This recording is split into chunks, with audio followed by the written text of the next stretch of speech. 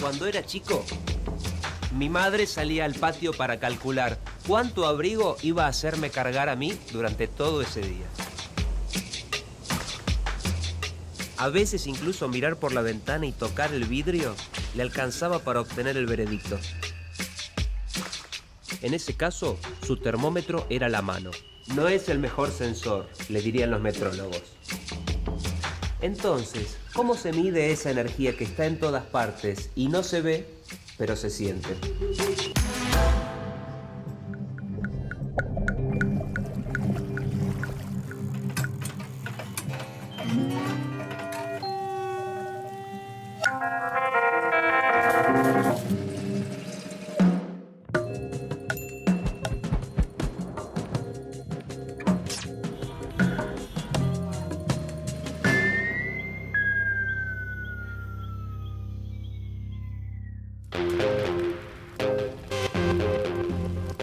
Si alguien pregunta qué es la temperatura, cualquier persona diría que se trata del frío o del calor.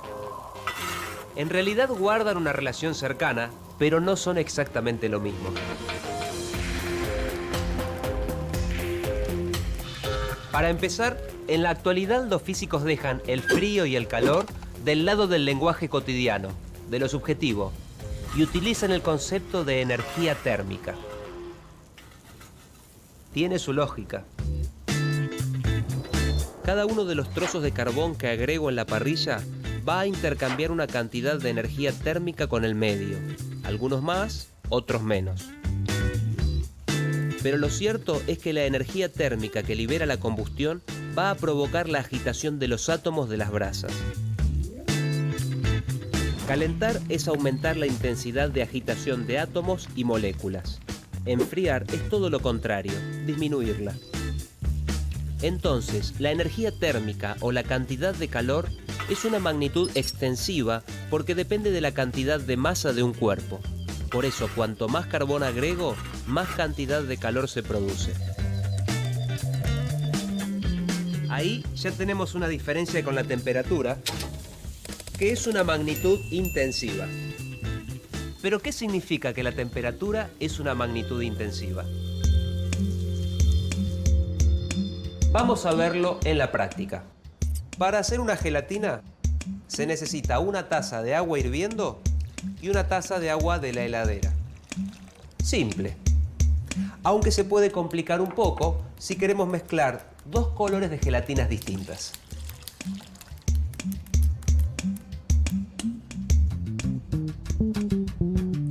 Comprobamos que el termómetro indica la misma temperatura en las dos gelatinas. Para confirmar que es una magnitud intensiva, solo nos queda mezclar los dos contenidos en un bol.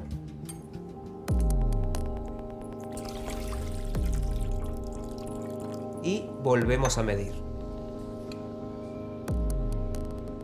Lo que sucede en este caso es que la cantidad de agua es mayor y la temperatura no se modifica. Entonces podemos decir que una magnitud es intensiva cuando su valor no depende de la cantidad de materia del sistema. La temperatura es una magnitud intensiva que adquiere un mismo valor en dos sistemas o cuerpos que se ponen en contacto térmico entre sí. En ese contacto se intercambia energía y ambos sistemas alcanzan un equilibrio térmico. Confirmado, la temperatura es una magnitud intensiva. Pero ¿a qué nos referimos exactamente cuando hablamos de la temperatura?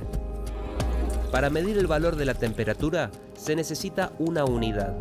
Por eso, el Sistema Internacional de Unidades, el SI, establece que la unidad de medida de la temperatura termodinámica es el Kelvin. Pero también se puede medir en grados Celsius. La escala de Celsius es más utilizada para expresar las temperaturas de uso cotidiano, como la temperatura del aire, o de dispositivos domésticos, como la del horno o la del aire acondicionado. También se usa en ámbitos científicos y tecnológicos, aunque en muchos casos resulta obligado el uso de la escala de Kelvin. Medir la temperatura nos parece normal, cotidiano, o parte integral del funcionamiento de algunas industrias, pero es una práctica que tiene su recorrido.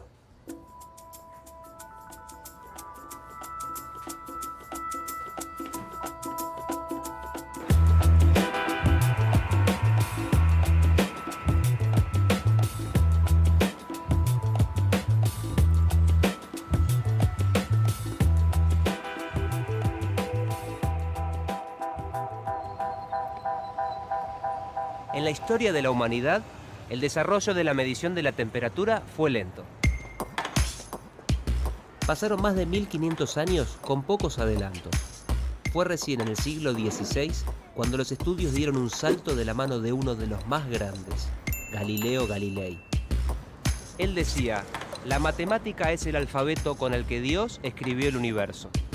Tal vez por esa razón haya creído alguna vez en la necesidad de adjudicar un valor numérico a cada estado, desde lo frío a lo caliente.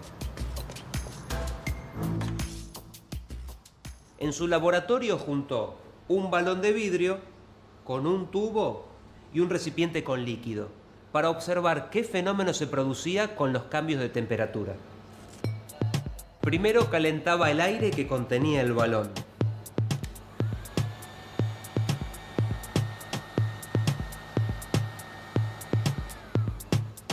Y luego sumergía el tubo del lado de su extremo libre en el recipiente con líquido.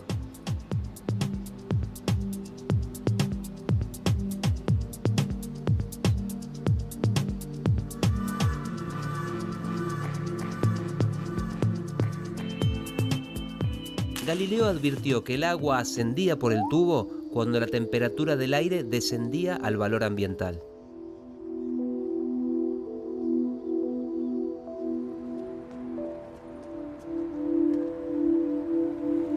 Así se dio cuenta de que para medir los distintos grados entre el frío y el calor, hacía falta un intermediario que se modificara.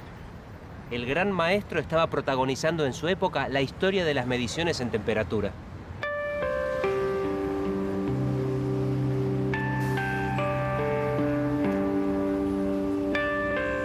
No hay otro camino. A la temperatura se la conoce solo por sus efectos.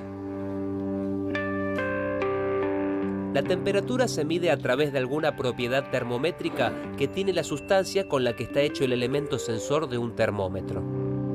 El mercurio es un metal que tiene la propiedad de contraerse y dilatarse según varía la temperatura.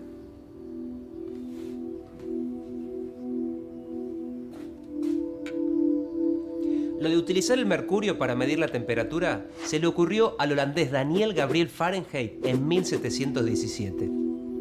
El físico fue el primero en producir un termómetro estable. Pasó a la historia por sus aportes a la termometría y también se lo recuerda por la escala que lleva su nombre.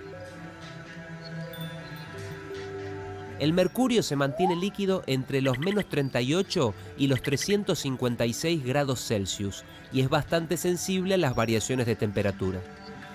Además es opaco, cualidad que facilita su lectura. Julio Cortázar, en su maravilloso Manual de Instrucciones, debería haber incluido los pasos que se deben seguir para medir la temperatura. No se le ocurrió, aunque esto tiene su técnica. Hay que verificar que exista un buen contacto térmico, esperar el tiempo necesario y comprobar cuál es el grado de incertidumbre del dispositivo que vamos a utilizar. La técnica indica que si usamos el termómetro de líquido en vidrio, el bulbo en donde se encuentra el mercurio debe ponerse en contacto con la piel, lo cual va a provocar que el metal se dilate.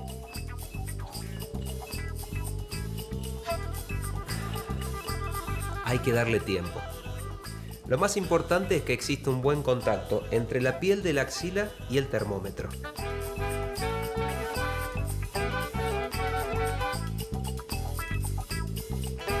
Una aclaración.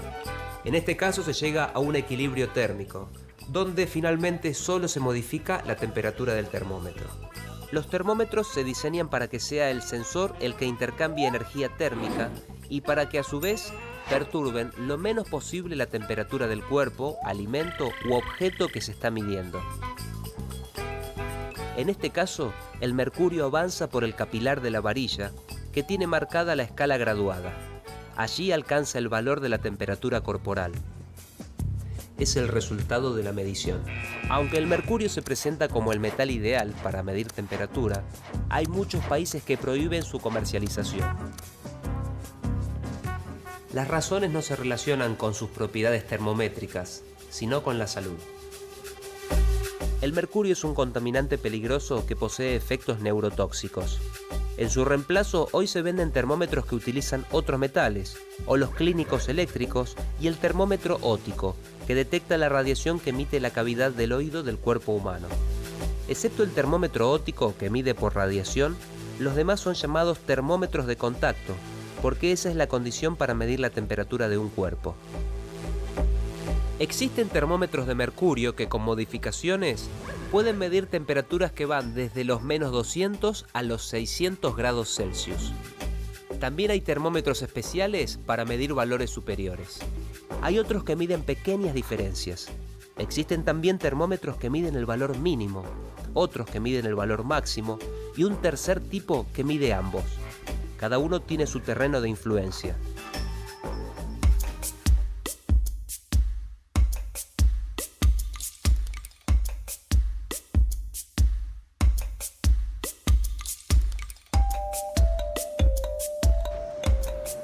Pero medir temperatura no siempre es un proceso tan sencillo como medir la longitud de una columna de mercurio por la comparación con una escala.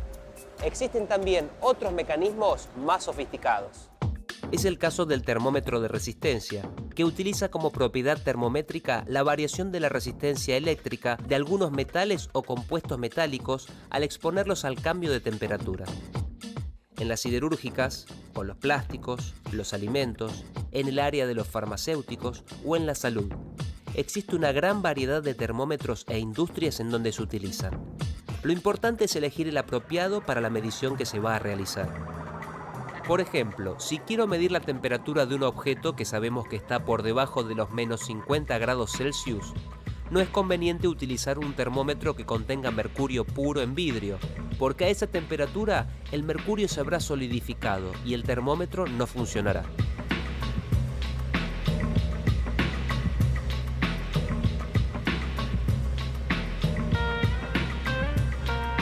En la industria alimentaria, la medición de la temperatura es parte indispensable del proceso de producción. Para preservar a los alimentos de las acciones físicas, químicas y biológicas, es necesario que sean preparados o tratados con determinadas condiciones de tiempo y temperatura.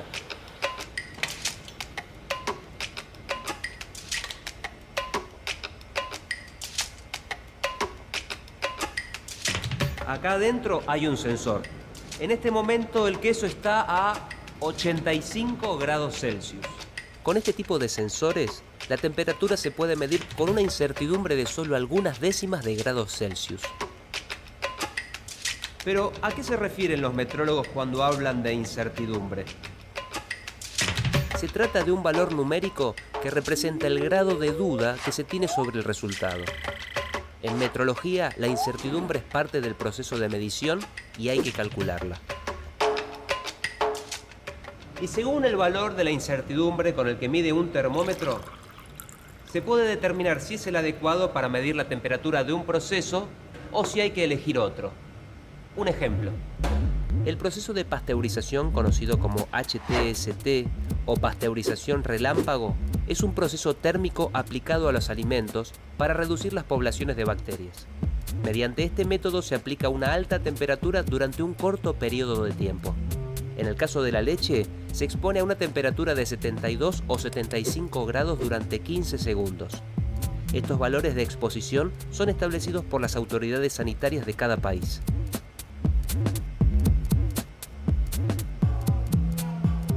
Ni más ni menos. Entonces, ¿qué sucedería si la incertidumbre en las mediciones superase los 2 grados Celsius? En ese caso, si el termómetro marcase 73 grados Celsius, dudaríamos si en realidad estamos exponiendo la leche a mayor temperatura de la que corresponde o a una menor. Si la temperatura fuese menor, algunas bacterias de la leche nocivas para la salud seguirían vivas, pero si fuera mayor, podrían deteriorarse algunos de sus nutrientes.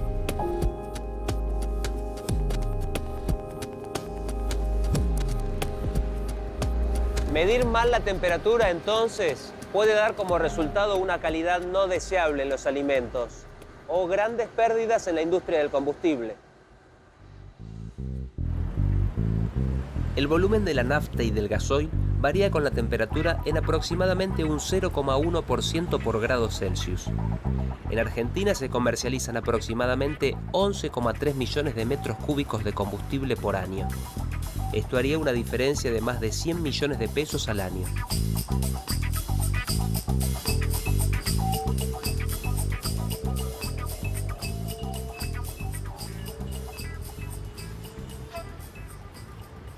Como siempre, las mediciones tienen su incidencia en la vida real.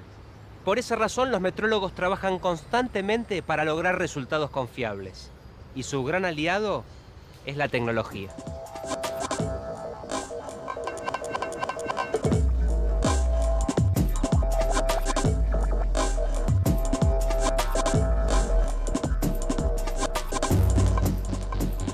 Este aparato parece simple, sintético, hasta vulnerable. Sin embargo, es esencial en una industria tan importante como la siderúrgica. Imaginemos por un instante qué sucedería si utilizásemos un termómetro de vidrio para controlar las altas temperaturas de los hornos de metales. No resistirían los 1600 grados Celsius, por supuesto. Y a primera vista, uno afirmaría que ningún termómetro de contacto serviría en esta industria. Sin embargo, la tecnología siempre nos da sorpresas.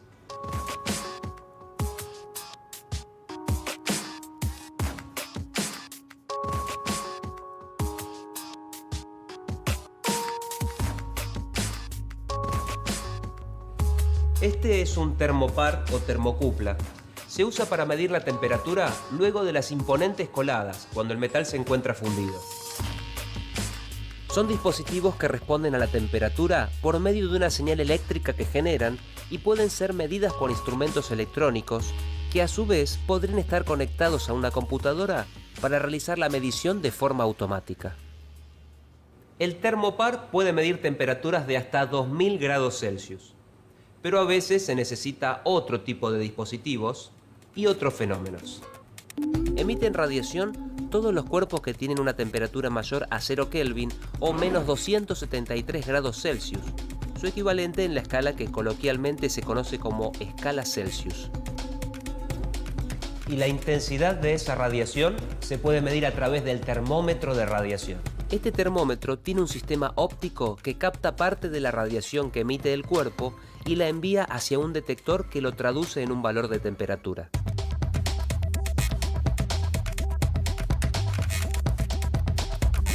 En la industria siderúrgica se utiliza cuando la temperatura es tan alta que el operario corre peligro si se acerca. También resulta práctico cuando se mide una pieza en movimiento, como en el proceso de laminado. Los termómetros de radiación se usan además en otras ramas de la producción o en los procesos de control de calidad. Y fuera de las industrias también, como en incendios de baja intensidad en bosques o a través de las cámaras termográficas que detectan tumores o síntomas respiratorios agudos. Incluso después de una catástrofe se han utilizado cámaras termográficas para detectar a distancia la presencia de vida entre escombros. Estos termómetros, los de radiación, y todos los otros tipos de termómetros deben estar correctamente calibrados. En Argentina, el organismo que funciona como proveedor de la referencia de temperatura es el INTI, el Instituto Nacional de Tecnología Industrial, que garantiza que se respeten los parámetros internacionales de medida. La celda de agua, del punto triple del agua. Adentro de esta celda coexisten los tres estados del agua: líquido, vapor y sólido. Pero ¿cómo se define el Kelvin, la unidad de temperatura termodinámica? Todo parte de esta celda, que no es cualquier celda. Por muy extraño que parezca, las sustancias pueden coexistir en más de uno de sus tres estados: sólido, líquido y gaseoso. La coexistencia de las fases de un mismo elemento es un fenómeno que se produce a temperatura constante. En el agua, la coexistencia de sus tres fases ocurre a los 0,01 grados Celsius o 273,16 Kelvin.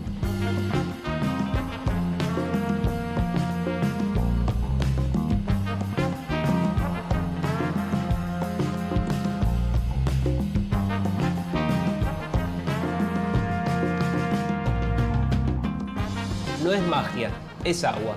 Es el punto triple del agua. la referencia física por excelencia que se toma para medir la temperatura. Y ahora vas a ver cómo va bajando el valor de resistencia. Y la definición de la unidad de temperatura, el Kelvin, está directamente relacionada con la realización de este punto. El Kelvin, la unidad de la temperatura termodinámica, es la fracción de 1 sobre 273,16 de la temperatura termodinámica del punto triple de agua. Como sucedió con otras unidades del Sistema Internacional de Unidades, los metrólogos intentan desligar al Kelvin de una representación material para asociarlo a una constante física. El tiempo dirá, y seguramente dirá pronto. La temperatura se relaciona rápidamente con el calentamiento global y sus consecuencias. El registro de mediciones en estaciones meteorológicas es relativamente nuevo. Se inició hace aproximadamente 130 años. Y el uso de satélites lo es aún más. Comenzó recién a fines de los 70. Los satélites llevan sensores de microondas, un tipo de termómetros de radiación que realizan mediciones de temperatura en la parte baja de la atmósfera. Los dispositivos reciben la radiación que luego traducen en temperatura para estudiar la atmósfera. Durante el siglo XX, la temperatura global aumentó 8 décimas de grados Celsius, de las cuales 5 de ellas ocurrieron en las últimas 3 décadas. Hay quienes sostienen que si la temperatura en el mundo aumentara solo 2 grados Celsius más, desaparecería el casquete polar de la Tierra. Derretimiento de los hielos, crecimiento del nivel del mar, avance de enfermedades tropicales infecciosas. Las consecuencias del cambio climático se sienten, son noticia y nos preocupa a todos. La tarea de los metrólogos también está relacionada con las mediciones del calentamiento de la atmósfera. Se encargan de cuidar tanto el proceso de medición, que incluye la trazabilidad o control de los termómetros, como el cálculo de la incertidumbre de los resultados.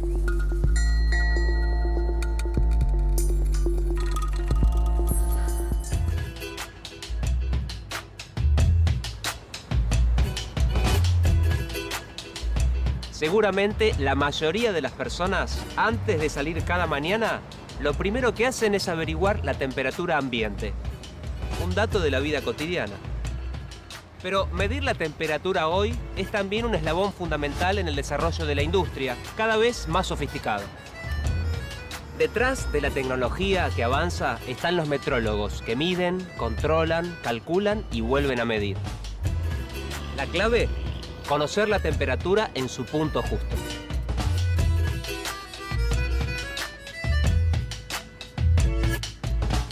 Ni 1 grado Celsius más, ni 1 Kelvin menos.